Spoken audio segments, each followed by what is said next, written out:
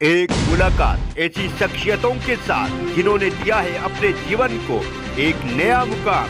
रूबरू कराएंगे ऐसी कुछ हस्तियों के साथ एक खास शख्सियत के साथ मुलाकात जयदेव पटेल के साथ नंबर 1 इंडिया न्यूज पर रात। नमस्कार दोस्तों, मैं जयदेव पटेल, आपका एक बार फिर स्वागत है एक खास शख्सियत के साथ मुलाकात प्रोग्राम में। आज हमारे साथ खास मेहमान है अपोलो हॉस्पिटल के एएनटी विशेषज्ञ डॉक्टर राजेश विश्वकर्मा।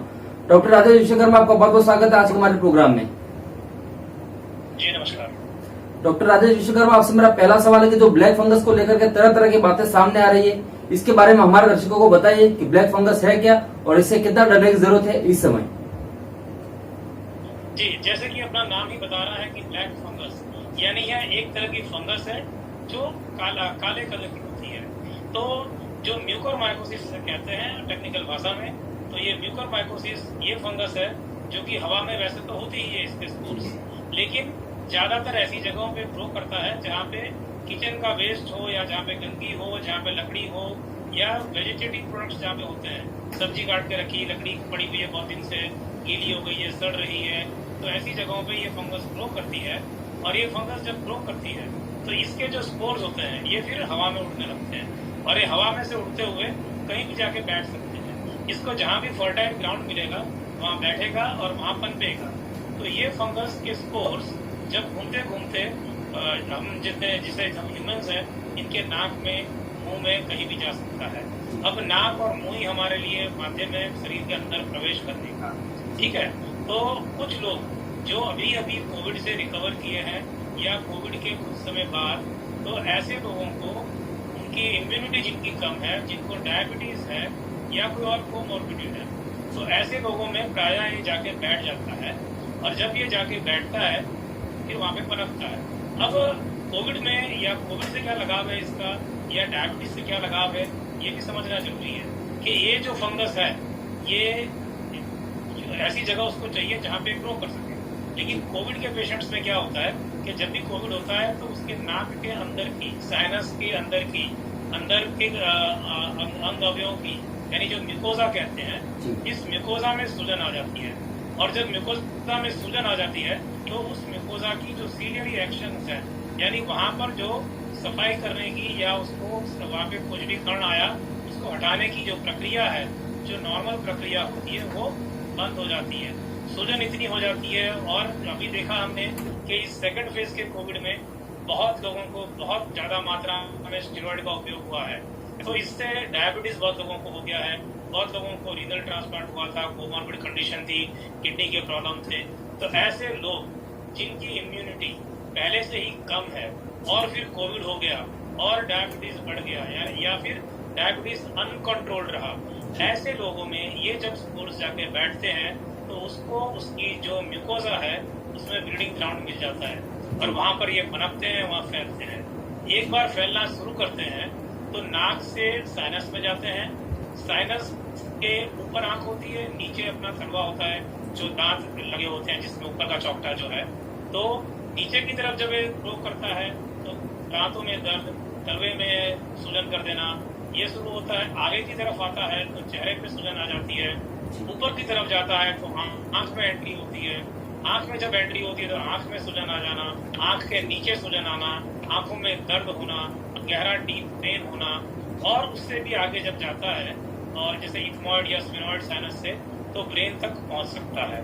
तो ये शुरू होता है बहुत छोटे से, पहुंच जाता है ऐसी स्थिति में जहां से वापस आना मुश्किल हो जाता है, ठीक है। इसलिए बहुत जरूरी है कि किसी को भी कोविड के बाद में ऐसे लक्षण मिले कि चेहरे पे सूजन आना, आंख में सूजन आना, आंख में दर्द होना, चेहरे पे दर्द होना, दांतों में दर्द होना, दांतों मतलब जब खाना खा रहे हैं तो चबा ना पाना, नाक बंद होना, नाक से खून जैसा गिरना या काला काला कोई द्रव्य बाहर आना, ऐसा जब भी किसी को होता है कोविड के बाद खास करके, तो तुरंत ही अपने डॉक्टर से दिखवाएं, जांच करवाएं, जरूरत पड़े तो ये को दिखा के नाक के अंदर नेजल एंडोस्कोपी करके भी चेक करवाएं। और जितनी जल्दी पता चलेगा उतनी जल्दी इसका इलाज शुरू होगा और आगे जो कॉम्प्लिकेशंस इसके होते हैं उससे हम बच सकते हैं। अगर हम जल्दी आइडेंटिफाई करके जल्दी ट्रीट करते हैं तो ये बिल्कुल 100% क्योरेबल है। लेकिन अगर ये जल्दी आइडेंटिफाई नहीं हुआ आगे बढ़ गया तो फिर क्या है कि जिस अंग को अफेक्ट करता है वो पूरा अंग निकाल देना पड़ता है, क्योंकि ये जहाँ जहाँ अफेक्ट करता है वहाँ की ब्लड सप्लाई बंद कर देता है। ठीक है, और ये जब ब्लड सप्लाई बंद कर देता है तो वहाँ का पार्ट नेक्रोज हो जाता है, यानी कि वहाँ का टिश्यू डेड हो जाता है। और जब ये टिश्यू डेड हो जाता है तो वो किसी काम का रहता नहीं है और डेड टिश्यू में और ज्यादा ग्रो करता है। इसीलिए इसके ट्रीटमेंट में ऐसा होता है कि सबसे पहले तो जितनी जल्दी हो सके उतना आइडेंटिफाई करना, आइडेंटिफाई करके जितना एरिया इन्वॉल्व है उतना एरिया निकाल देना, उसकी साफ सफाई कर देनी। ठीक है, और उसके बाद में फंगस के हिसाब से उसकी इंजेक्शन देना, दवाई देनी। तो इसके लिए खास एम्फोटेरिसिन टी नाम के इंजेक्शन है जो इसके लिए गोल्ड स्टैंडर्ड है और वो यूज होते हैं। तो कंप्लीट डिब्राइडमेंट जो नोज, पैरानेसल साइनसेस और स्कल बेस में है वहाँ सब जगहों से इसका पूरा का पूरा सफाया करना पड़ता है, जितनी फंगस उसको निकाल देनी पड़ती है और उसके बाद में दवाइयाँ देनी पड़ती है। जी डॉक्टर राजेश विश्वकर्मा, जिस तरह के सिम्टम्स बताए जा रहे हैं ऐसे सिम्टम्स है जो सिर्फ कोरोना वाले ही नहीं, नॉन कोविड पेशेंट में भी अक्सर देखने को मिलता है। तो क्या ब्लैक फंगस ये समझा जाए कि सिर्फ कोविड से रिकवर हो चुके हैं या कोविड पेशेंट को होता है या नॉर्मली को भी हो सकता है किसी भी कंडीशन में? जी देखिए, ये बुकर जैसा मैंने कहा कि नॉर्मल हवा में होता ही है, लेकिन नॉर्मल आदमी को नहीं होता है। इतने सालों से कभी नहीं होता है। क्यों नहीं होता है? क्योंकि ये स्पोर्स अगर नॉर्मल आदमी में जाते हैं तो वो बाहर निकाल दिए जाते हैं, शरीर ही उसको बाहर फेंक देता है। ठीक है, निकल जाता है, वहाँ ग्रो करने के लिए उसको मौका नहीं मिलता है। लेकिन कोविड के पेशेंटों में ग्रो करने का मौका मिलता है, क्योंकि वहाँ पे चमड़ी जो अंदर की है उसमें सूजन हो गई होती है, डायबिटीज हो गया होता है। ठीक है, स्टेरॉइड का उपयोग हुआ होता है, उसकी इम्यूनिटी कम हो गई होती है, उसको साथ साथ में कोई और कोमॉर्बिड कंडीशन होती है, इसलिए उनमें देखने मिलता है। वैसे ये कोरोना का जो काल शुरू हुआ इसके पहले भी म्यूकर था, हम लोग इसके पहले भी म्यूकर का ऑपरेशन करते थे, लेकिन वो साल में 1 हुआ, 2 हुआ, 3 हुआ। ज्यादातर ऐसे लोगों को जिनकी बहुत ज्यादा इम्यूनिटी कम होती थी या जिनको रीनल ट्रांसप्लांट होता था या किडनी फेलियर होती थी, ऐसे लोगों में पाया जाता था जो हाईली डायबिटिक थे। बराबर, लेकिन अभी तो क्या है कि जो नॉर्मल व्यक्ति को तो आपको जल्दी मिलेगा ही नहीं है, बहुत रेयर है। और जिन लोगों की इम्यूनिटी कम हो गई है, जिनका ब्लड ग्लूकोज का लेवल कंट्रोल्ड नहीं है, यानी अनकंट्रोल्ड डायबिटीज है, जिसके घर में, जिसके अपने आप में बाहर में साफ सफाई नहीं रखते हैं, वहां पे जाके ये जल्दी घर करता है। ठीक है, तो अगर मुंह की सफाई, नाक की सफाई, अपने आसपास की सफाई, अपने किचन की सफाई, ये सब ठीक से रखी जाती है तो ये नहीं होता है। दूसरी चीज, ये होता तभी है जब स्पोर्स हमारे नाक के अंदर एंटर करते हैं। तो यदि हम मास्क ठीक से पहने, मास्क साफ पहने, रेगुलरली पहने रहें, कोविड के बाद भी पहने रहें, तो होने की संभावनाएं बहुत कम हो जाती है। ज्यादातर लोगों को लगता है कि कोविड की ट्रीटमेंट ली, हॉस्पिटल से घर आए, यानी एकदम ठीक हो गए। ऐसा नहीं है। कोविड के बाद में आदमी की जो रोग प्रतिकारक शक्ति है वो काफी कम हो चुकी होती है, तो उसको बाद में भी जितने भी प्रिकॉशन लेने चाहिए वो सब लेना बहुत जरूरी है। प्रिकॉशन लेने पे काफी अच्छा रहता है। जो मास्क यूज करते हैं उन लोगों के लिए भी खास सलाह है कि मास्क आपने एक लिया और उसको महीने तक चलाया, ऐसा नहीं चलता है। मास्क आपका साफ सुथरा होना चाहिए, या तो कपड़े का हो या सर्जिकल हो या N95, लेकिन उसका साफ सुथरा होना बहुत जरूरी है। तो नाक आपने आज मास्क पहना तो कल अगर डिस्पोजेबल है तो उसको डिस्पोज करना है, दूसरा पहनना है कल। और अगर अपने कपड़े का पहना हुआ है तो कपड़े का मास्क आप 2 रखिए, एक धोइए और एक पहनिए। ठीक है, तो साफ सफाई रहेगी, नाक के माध्यम से उसको नाक के या मुंह के अंदर एंट्री करने का अवसर नहीं मिलेगा, तो हम बिल्कुल इससे बच सकते हैं। डॉक्टर राजेश विश्वकर्मा, आप खुद ENT विशेषज्ञ हैं और ज्यादातर इसके जो सिम्टम्स हैं वो ईयर, नॉइज, थ्रोट, चेहरे पर देखने को मिल रहे हैं। एक बड़ी वजह ये भी बताई जा रही है कि ओरल हाइजीन की वजह से भी ये फंगस फैलता है। जी, मैंने आपको अभी यही बताया कि ओरल हाइजीन मतलब हम हमारे नाक की, हमारे मुंह की सफाई रखेंगे, जो अंग्रेजी में ओरल हाइजीन कहा जाएगा, या नेजल हाइजीन मेंटेन करेंगे, तो ये होने की संभावनाएं घट जाती है। क्योंकि जब ये फंगस आता है तो स्पोर के माध्यम में आता है, उसके अंडे आते हैं और स्पोर आके ऐसी जगह पे बैठ जाता है जहाँ थोड़ी सी गंदगी होती है, जहाँ पे उसको पनपने का मौका मिलता है। तो अगर हमारा मुंह हम साफ करते रहे, गर्म पानी से कुल्ला करते रहे, ब्रश करते रहे, सुबह शाम ठीक से ब्रश करें, खाने के बाद में साफ रखें, तो ऐसे लोगों को कभी नहीं होता है। नाक जो है, तो नाक में भी क्या है कि हम लोग को जैसे मास्क पहन रहे हैं और नाक की भी सफाई रखनी पड़ती है।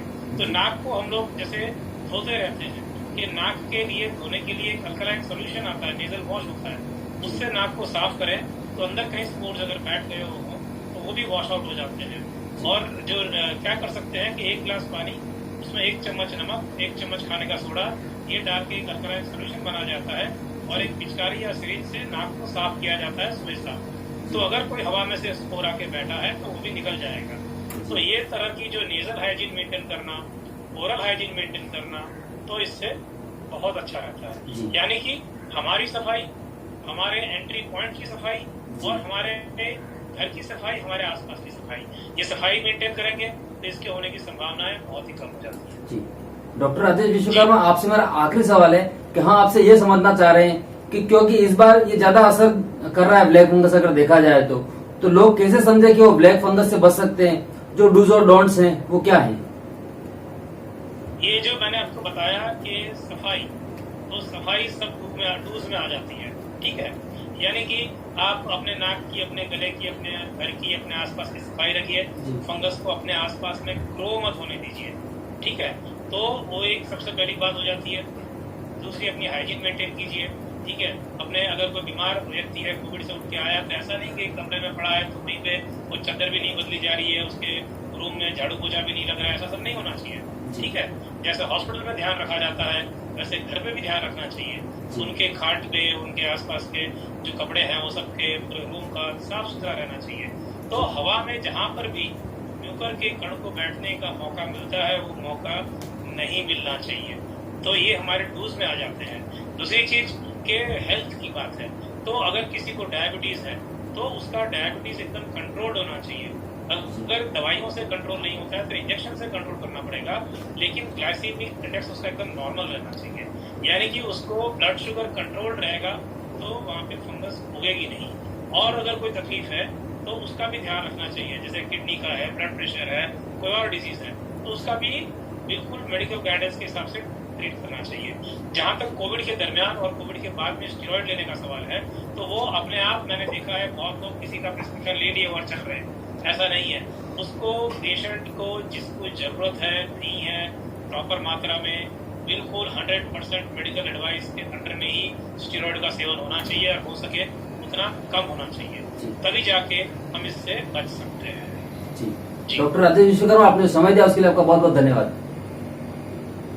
धन्यवाद।